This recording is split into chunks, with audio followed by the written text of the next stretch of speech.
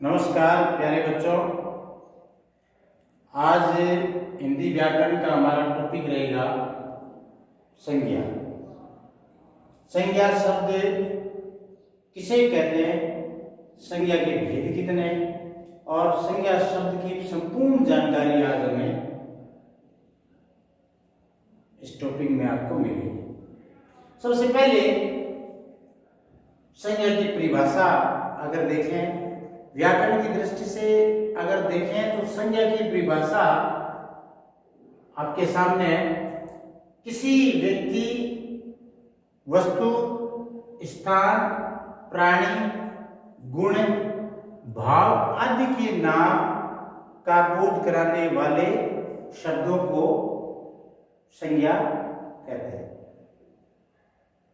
अक्सर देखा जाता है कि परिभाषा याद करते हैं और रटते हैं। रटने के बाद रटी हुई कोई भी चीज है वो ज्यादा समय तक हमारे दिमाग में नहीं रहती, फिर भूल जाते हैं। क्योंकि ये जो व्याकरण का टॉपिक है, व्याकरण संज्ञा है चाहे सर्वनाम है, हमेशा के लिए हमें समझना जरूरी है, न कि रटना। इसमें हम संज्ञा शब्दों की पहचान किस प्रकार से हम करेंगे, तो सबसे पहले परिभाषा की तरफ एक बार और ध्यान देंगे। किसी व्यक्ति, कोई भी व्यक्ति हो, संसार के कोई भी व्यक्ति हो, या किसी वस्तु, जितनी भी वस्तुएं हैं उनके नाम, स्थान, जितने भी स्थान है उनके नाम, प्राणी, प्राणी जगत के जितने भी नाम है वो सारे संज्ञा शब्द कहलाते हैं। गुण, भाव, ये सारे जो शब्द है वो संज्ञा शब्द कहलाते हैं। अभी हम चर्चा करेंगे थोड़ा सा हटके कि इसको, इस परिभाषा को एक सिंपल तौर पर समझेंगे।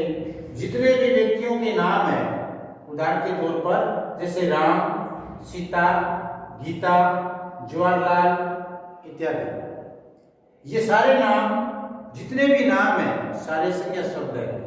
वस्तुओं के नाम जितने भी है, जैसे कलम, बोर्ड, जैसे मेरे हाथ में चौक है, ये भी एक वस्तु है, पंखा, घड़ी, चश्मा आदि, ये सारे नाम संज्ञा शब्द है। जितने भी स्थानों के नाम है, स्थानों में जैसे पंजाब, दिल्ली, चेन्नई, भोपाल, हरियाणा, राजस्थान, जितने भी स्थान है सभी के नाम संज्ञा शब्द कहलाते हैं।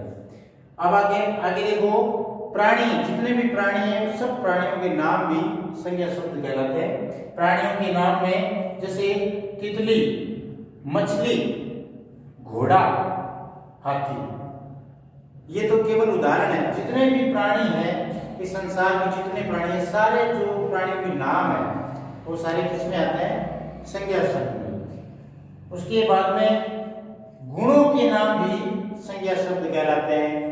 जितने गुण हैं, अच्छाई, बुराई, जिसने वो अच्छाई, ईमानदारी भी एक प्रकार का गुण है, होशियारी, बेईमानी, ये सारे जो शब्द है ये संज्ञा शब्द कहलाते हैं। भावों के नाम, भाव जैसे महसूस किए जा सकते हैं, ये हमें दिखते नहीं है लेकिन महसूस कर सकते, जैसे दया, करुणा, क्रोध, ये जो भाव है, इस प्रकार के भावों के जो नाम है वो भी संज्ञा शब्द कहलाते हैं। तो अभी हम सबसे पहले अभी परिभाषा को हमने ध्यान से समझ लिया।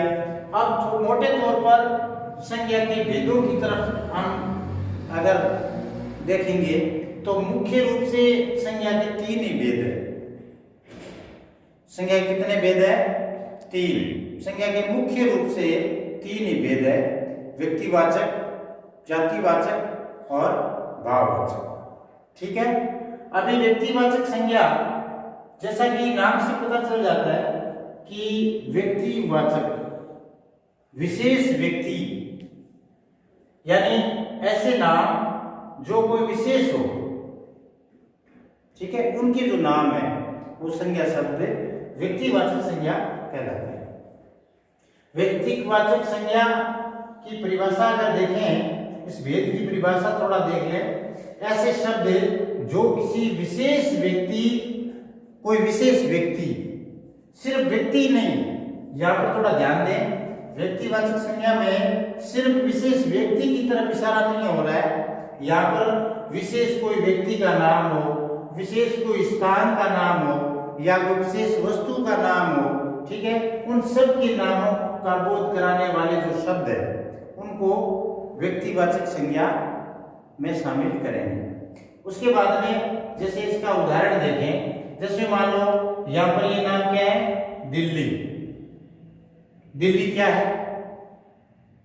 दिल्ली क्या है? स्थान, एक स्थान है। स्थान है, लेकिन स्थान में विशेष है। क्योंकि हमारे देश की राजधानी है तो दिल्ली साधारण कोई स्थान का नाम नहीं है, विशेष में आ गया। अब जैसे सचिन, हालांकि ये नाम है, सिर्फ एक किसी व्यक्ति का नाम है, लेकिन ये सचिन जो नाम है ये विशेष नाम में गिना जाएगा। जैसे जवाहरलाल, ताजमहल, इधर देखो, ये जो ताजमहल है ये हालांकि एक स्थान के नाम में शामिल कर सकते हैं हम, विशेष स्थान में, ठीक है। और एक हालांकि एक भवन है, हालांकि है कि एक भवन है, लेकिन भवन में विशेष एक भवन है, ठीक है। एक तो इसको क्या कह सकते हैं हम, ताजमहल है, जवाहरलाल, सचिन, दिल्ली, यानी किसी विशेष व्यक्ति, किसी विशेष स्थान या किसी विशेष वस्तु के नाम को क्या कह सकते हैं, उसको कह सकते हैं हम व्यक्तिवाचक संज्ञा। उसी प्रकार से जातिवाचक संज्ञा, दूसरा जो संज्ञा का रूप है वो है जातिवाचक। जातिवाचक संज्ञा में ध्यान से देखिए, जातिवाचक यानी ऐसे शब्द जो किसी जाति विशेष या किसी विशेष वर्ग का बोध कराते हैं, ठीक है, उन शब्दों को जातिवाचक संज्ञा में शामिल करेंगे। जैसे जानवर, जानवर एक साधारण सा शब्द है, लेकिन जानवर में जितने जानवर है सारे जानवर, गाय, भैंस, पशु, बकरी, जानवर में सारे शामिल हो गए, ठीक है। अच्छा, इसकी जगह अगर मैं कह देता मान लो गाय, ये भी कह सकता हूं मैं, तो गाय भी क्या है, ये जातिवाचक संज्ञा में शामिल हो गया। उसकी जगह अगर मैं कह देता कि राठी गाय, आप देखो ये विशेष गाय की नस्ल, विशेष गाय का नाम आ गया, राठी गाय, तो ये व्यक्तिवाचक संज्ञा में चला जाएगा। इसका थोड़ा विशेष ध्यान रखना है। तो जानवर में देखिए, जानवर में ये शामिल, जानवर जो जाति है वो सारी शामिल हो जाती है। उसी प्रकार से ये मछली वर्ग पूरा आ गया, मछली जाति पूरी का ज्ञान करा रहा है ये मछली शब्द। जैसे अलग अलग मछली का जो मछलियों की जो नाम है, अलग अलग प्रकार की मछलियां, अगर उनका स्पेशल किसी का नाम आ जाता किसी मछली का, तो वो व्यक्तिवाचक संज्ञा में शामिल हो जाती है। लेकिन ये मछली वर्ग, पूरे मछली वर्ग को दर्शा रहा है। उसी प्रकार से पशु भी क्या है, जितने पशु है अपने जगत में सभी को शामिल पशु शब्द में कर सकते हैं। पक्षी, जितने उड़ने वाले जानवर पक्षी है उनको पक्षी शब्द से हम संबोधित कर सकते हैं, जिससे पता लग जाता है कि ये पक्षी शब्द, इसका मतलब ये जो जीव है ये उड़ने वाला जीव है। तो ये यानी जाति का ज्ञान करवा रहा है कि पक्षी जाति का जीव है, जैसे गिद्ध है, बाज है, ठीक है। हालांकि अलग अलग विशेष नाम है, अलग अलग उनकी विशेषताएं होती है, लेकिन यहाँ पर पक्षी शब्द से उनको संबोधित कर सकते हैं। उसी प्रकार से अध्यापक यानी पढ़ाने वाला व्यक्ति, जिसको हम अध्यापक कह सकते हैं, लेकिन अध्यापक शब्द इसका मतलब अध्यापक जो वर्ग है उस पूरे वर्ग को दर्शा रहा है ये शब्द, इसलिए ये जातिवाचक संज्ञा में शामिल है। वकील, जितना वकील का जो वर्ग है, वकील जो जाति है, ठीक है, उसको दर्शा रहा है। जैसे शहर है, शहर में सारे शामिल हो गए, यहाँ पर स्पेशल किसी का नाम नहीं है। शहर दिल्ली भी हो सकता है, जयपुर भी हो सकता है, बीकानेर भी हो सकता है, जोधपुर भी हो सकता है, इसलिए किसी का नाम नहीं है। यहाँ शहर शब्द आ गया, यानी शहर जाति, शहर वर्ग, पूरे वर्ग को दर्शा रहा है। उसी प्रकार से गांव, ये देखो गांव, ये गांव स्पेशल कोई गांव का नाम नहीं है, गांव जो शब्द है अपने आप में जाति वर्ग को दर्शा रहा है, यानी जातिवाचक संज्ञा में शामिल है। इसी प्रकार से देश शब्द आ जाता है कहीं, तो इसका मतलब ये जातिवाचक संज्ञा, देश में किसी का नाम आ गया स्पेशल, जैसे ईरान है, भूटान है, अमेरिका है, भारत है, तो फिर किस में आ जाता? स्पेशल। अगर किसी का नाम आ गया तो इसमें किसका नाम आ जाता? यानी व्यक्तिवाचक संज्ञा में शामिल होता। नहीं तो यहाँ पर सिर्फ देश है तो देश में सारे देश जो जाति है, जो देशों का जो वर्ग है उसमें शामिल है। ये हो गया अपने जातिवाचक संज्ञा। तो प्यारे बच्चों, अभी हम तीसरा जो संज्ञा का जो प्रकार है वो पढ़ेंगे भाववाचक संज्ञा। भाववाचक संज्ञा में इन दोनों में थोड़ा सा फर्क आप लोगों को नजर आया कि नहीं आया? अब होता क्या है कि समझ में जल्दी से नहीं आता कि ये व्यक्तिवाचक संज्ञा है या जातिवाचक संज्ञा है। अगर थोड़ा सा ध्यान देंगे तो हमें समझ में आ जाएगा। एक बार पुनः मैं थोड़ा सा रिपीट कर देता हूँ। ऐसे शब्द जो किसी विशेष व्यक्ति की तरफ इशारा करते हैं, उन शब्द सारे शब्दों को किसमें शामिल करेंगे? व्यक्तिवाचक संज्ञा में। जैसे उदाहरण आपके सामने है, दिल्ली, सचिन, जवाहरलाल, ताजमहल इत्यादि।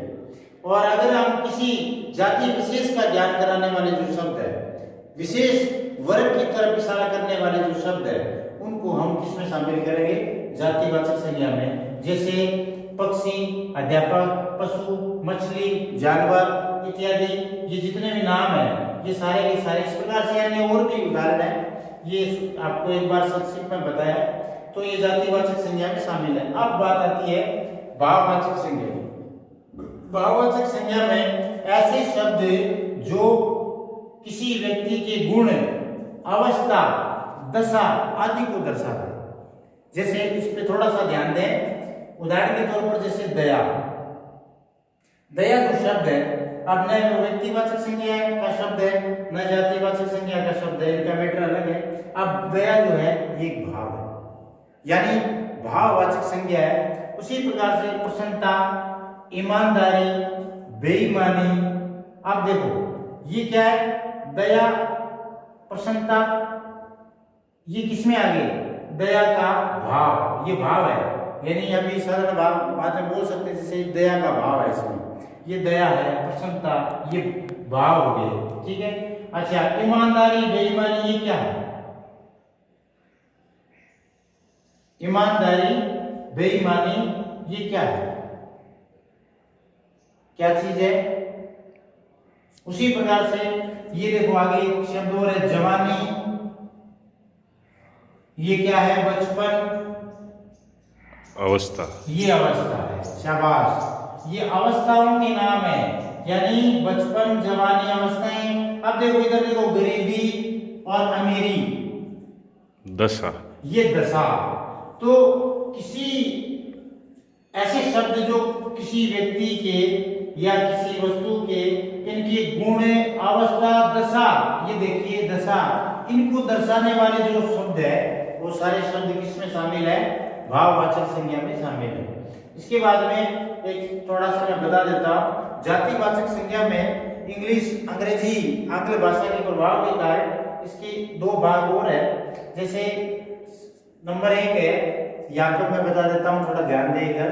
एक हो गया अपने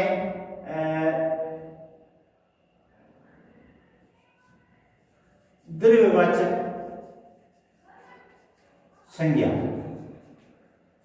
दूसरा है, 2 नंबर हो गया समुदायवाचक संज्ञा शब्द। थोड़ा सा ध्यान दें, इनको देख ले एक बार, क्योंकि जातिवाचक संज्ञा से रिलेटेड है, लेकिन आंग्ल भाषा के प्रभाव के कारण इनको थोड़ा सा अलग, इनके दो जो भाग है वो देखो। द्रव्यवाचक जो शब्द है उनको द्रव्यवाचक संज्ञा में शामिल है किया गया है। जैसे मान लो तेल है, तेल क्या है? यानी पदार्थों में शामिल है। तेल है जो धातु है, जितने जैसे सोना है, चांदी है, ये सारे क्या है? द्रव्यवाचक संज्ञा में शामिल है। इसी प्रकार से समुदायवाचक में अगर देखिए, जैसे मान लो समुदाय का ज्ञान कराने वाले, यानी जैसे भीड़, ठीक है, जनता,